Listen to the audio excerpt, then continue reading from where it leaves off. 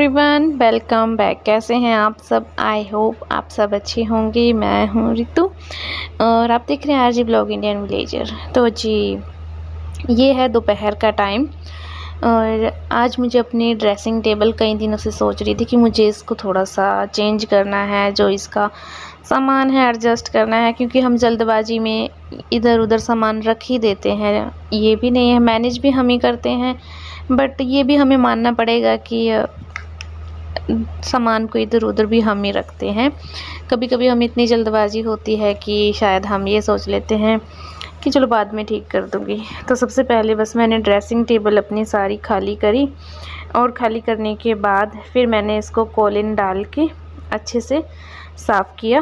और कॉलिन मैंने बाद में डाला था। आप बोलोगे कि दिख तो नहीं रही है कॉलिन डालते हुए, तो बाद में मैंने कॉलिन डाला था जब मैंने ड्रेसिंग टेबल का ये मिरर ओपन किया और यहाँ से कॉलिन दिखा मुझे, तो फिर मैंने कॉलिन निकाल के उसी के साथ साफ़ किया था। पानी मैं ज़्यादातर अवॉइड ही करती हूँ, क्योंकि फिर उससे ना जो कलर होता है लकड़ी का, जो अपने फर्नीचर का, वो ख़राब होना शुरू हो जाता है और ना ही वो साफ़ होता है।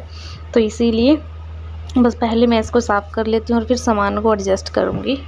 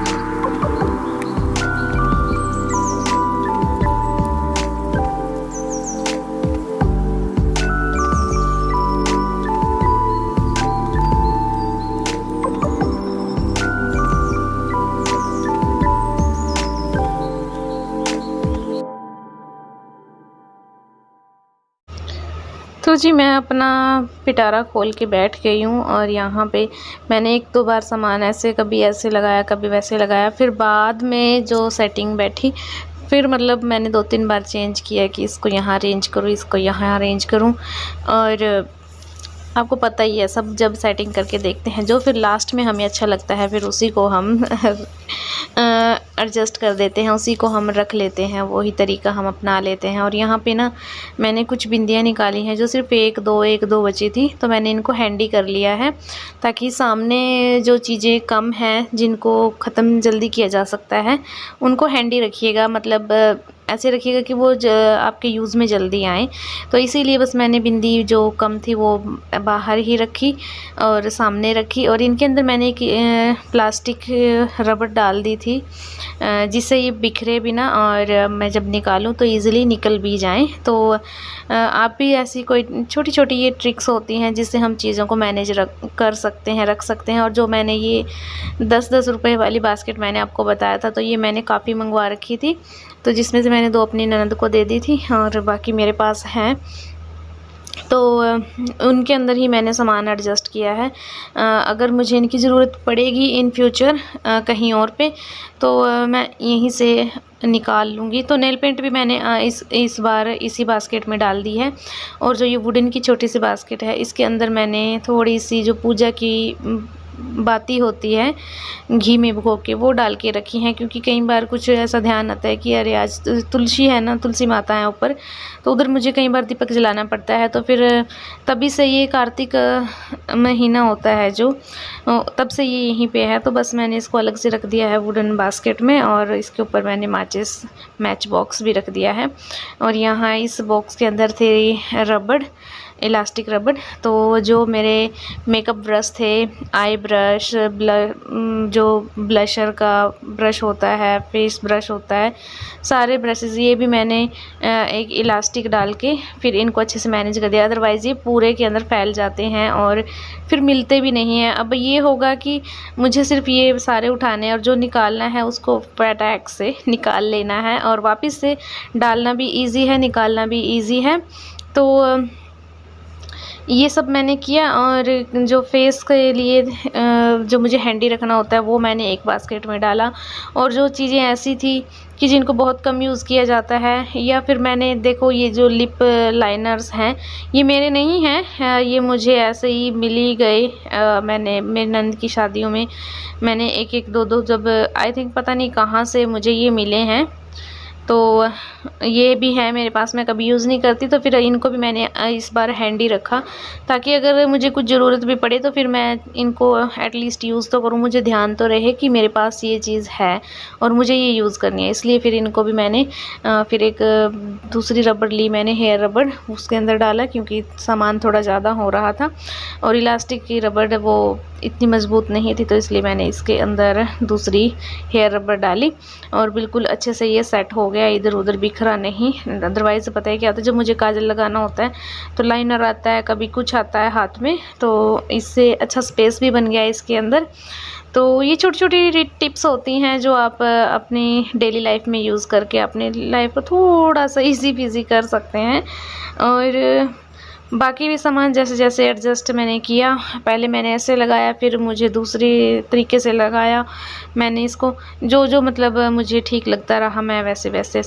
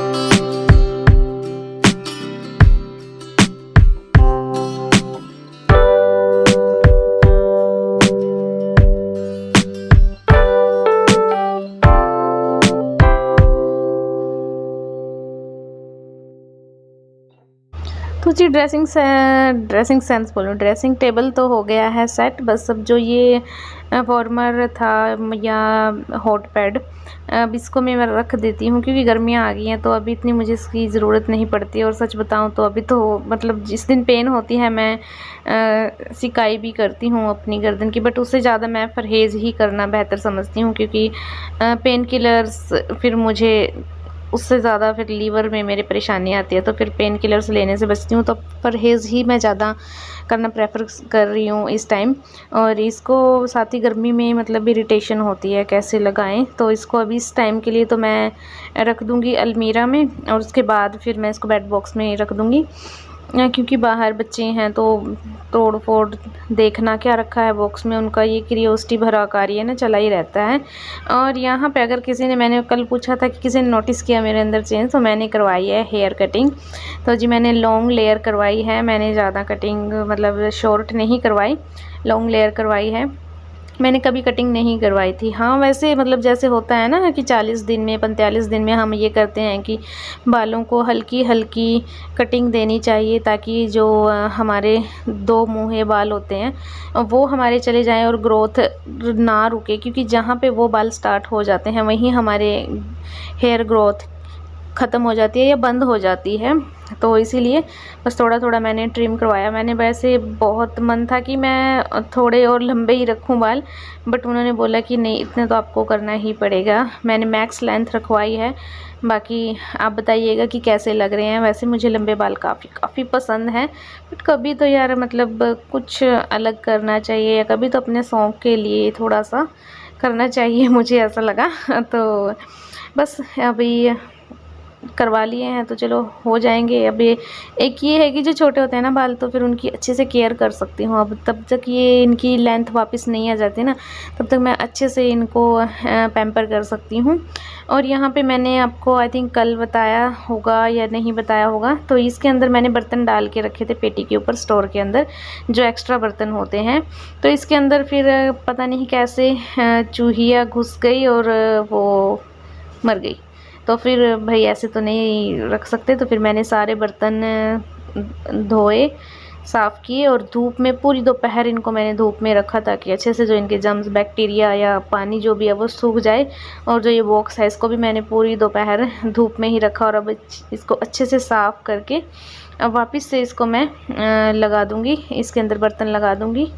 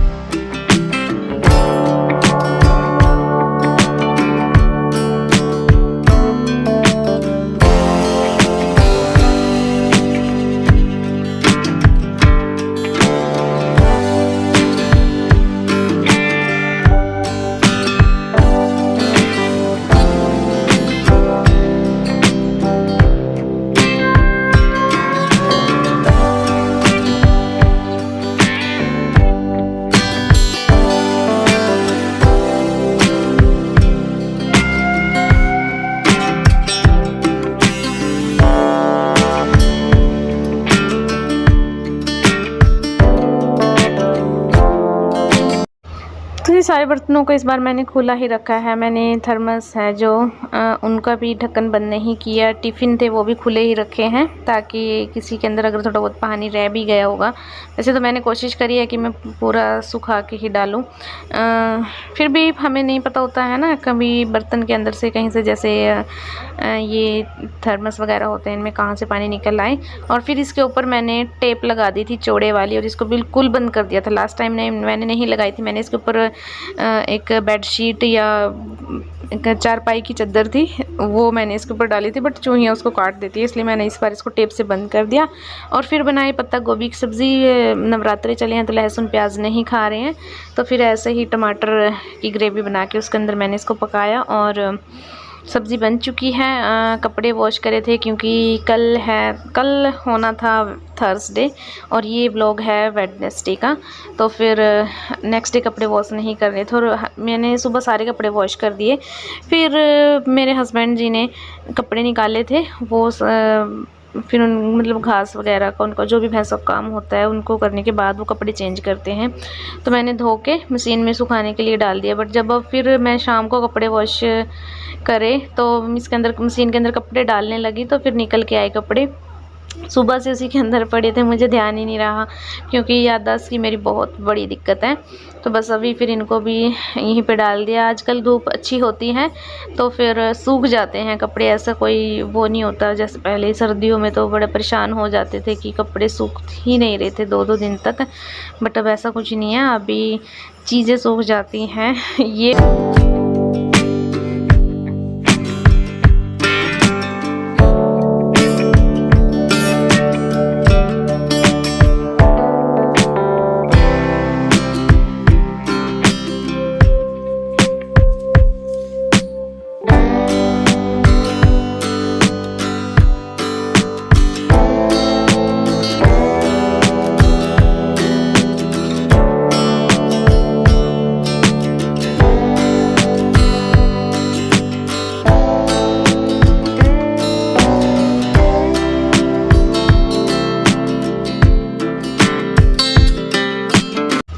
तो जी बन गई है पत्ता गोभी की सब्ज़ी भी यमी यमी। इसको मैं सिर्फ इसके नीचे एक बार ही आग जलाती हूँ अच्छे से, उसके बाद मैं इसके नीचे बिल्कुल धीमी आंच रखती हूँ, लगभग ना के बराबर, तो उसी में ये हल्की हल्की पकती रहती है।